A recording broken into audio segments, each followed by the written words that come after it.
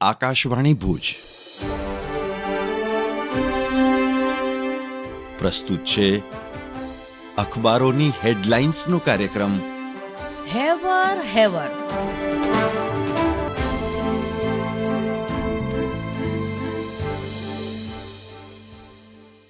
હું શ્વેતા સુથાર.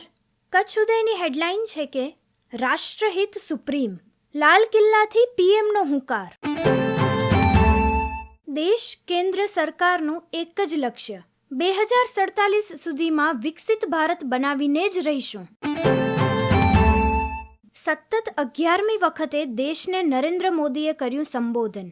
લાલ કિલ્લા પરથી શ્રી નરેન્દ્ર મોદીના ઉદ્બોધનના મુખ્ય અંશ જોઈએ તો દેશવાસીઓના સપના સાકાર કરવામાં કોઈ કસર નહીં છોડીએ, વિકાસલક્ષી કાર્યોને વેગ મળશે.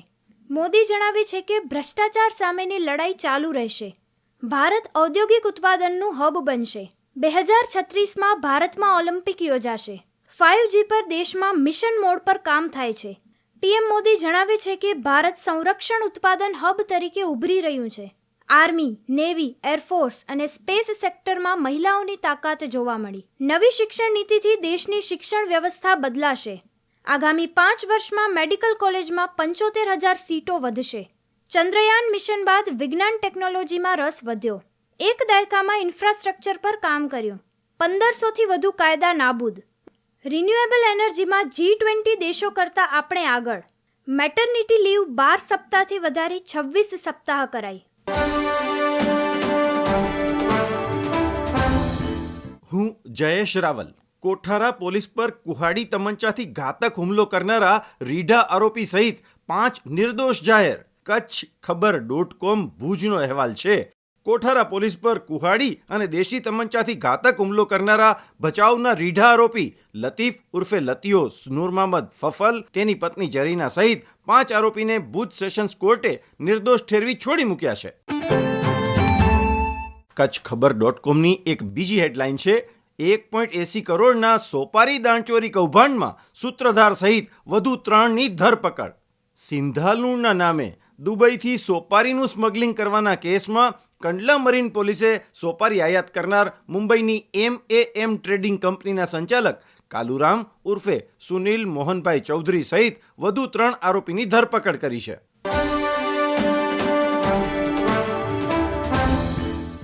હું મનોજ સોની. ન્યૂઝ ફોર કચ્છમાં સમાચાર છપાયા છે કે કચ્છમાં વિભાજન વિશિકા સ્મૃતિ દિવસે ભાજપ દ્વારા મૌન રેલી અને પ્રદર્શન યોજાયું. સમગ્ર દેશની સાથે આજે કચ્છમાં પણ ભાજપ દ્વારા વિભાજન વિશિકા સ્મૃતિ દિવસની સ્મૃતિને યાદ કરાઈ હતી. મુખ્ય વક્તા પ્રદેશ આગેવાન અમૂલ ભટ્ટ સહિત ભાજપના આગેવાનો જોડાયા હતા. અન્ય એક સમાચારમાં બાંગ્લાદેશમાં હિન્દુઓ પર અત્યાચારનો ભુજમાં વિરોધ. બાંગ્લાદેશમાં કેટલાક સમયથી હિન્દુઓ માટે ભયજનક સ્થિતિ ઊભી થઈ છે. પરિણામે બાંગ્લાદેશમાં હિન્દુ સમાજ પર થતા અત્યાચારો રોકાય તે માટે ભુજમાં સાધુ સંતો તેમજ હિન્દુ સમાજ દ્વારા રેલી કાઢી આવેદનપત્ર પાઠવવામાં આવ્યું હતું. ન્યૂઝ ફોર કચ્છના અન્ય એક સમાચાર છે કે વિવિધ ક્ષેત્રે યોગદાન બદલ માનવતા એવોર્ડ 2024થી સન્માનિત કરાયા.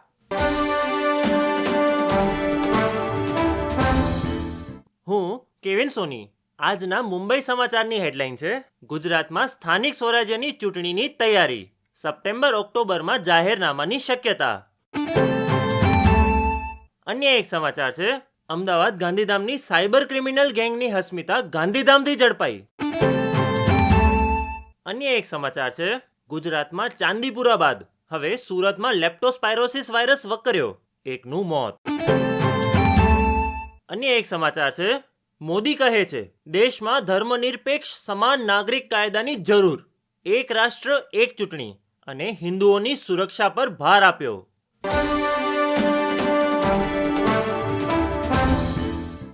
હું ધર્મેન્દ્ર જોશી. ચંચળ ન્યૂઝની હેડલાઇન્સ છે કે પાયરકા ગામમાં છેલ્લા 4 વર્ષથી શાળામાં શિક્ષકો ન હોતા ભુજમાં ધરણા યોજાયા.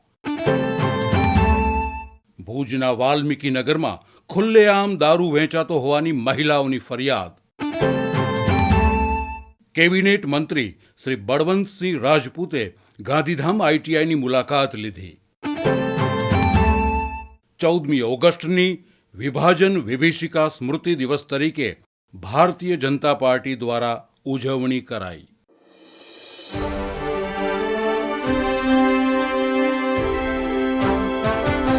અખબારોની હેડલાઇન્સનો કાર્યક્રમ હેવર હેવર